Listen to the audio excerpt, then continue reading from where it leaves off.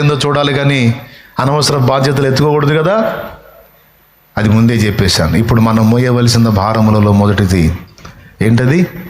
నా యొద్దకు వచ్చి నా కాడి మీ మీద ఎత్తుకొని నా యొద్ద నేర్చుకోనండి. యేసయ్య కాడి మన భుజాల మీదకి ఎత్తుకోవాలి,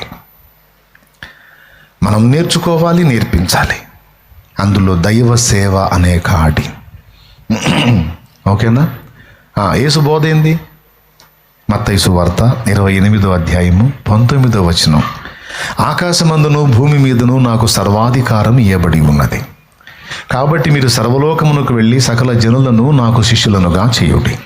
తండ్రి యొక్కయు కుమారుని యొక్కయు పరిశుద్ధాత్మ యొక్కయు నామములోనికి బాప్తిస్మమిచ్చుచు గైకొనవలెనని నేను మీకు ఏ సంగతులను బోధించానో ఆజ్ఞాపించానో వాటన్నిటినీ గైకొనవలెనని వారికి బోధించండి.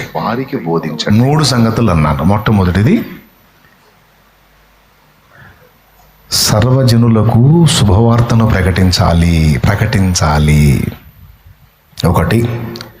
అన్యజనులకు రక్షణ సువార్తను ప్రకటించాలమ్మా. 1.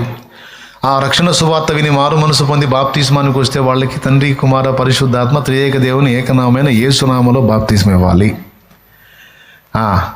అలా రక్షణలోనికి వచ్చిన వారికి గైకొనవలెనని ప్రభు ఏ సంగతులు ఆజ్ఞాపించాడు అవన్నీ నేర్పించి వాళ్ళని పరిపూర్ణతలోనికి తీసుకొచ్చి ప్రయోజకులుగా తీర్చిదిద్దాలి. ఇది యేసు బోధ. యేసయ్య చెప్పింది శిష్యులకి. అదేనా? ఇంకేమన్నా ఉందా? మీరు చెప్పండి. ఆ 3 ఏందో? నంబర్ 1 ఎంతమంది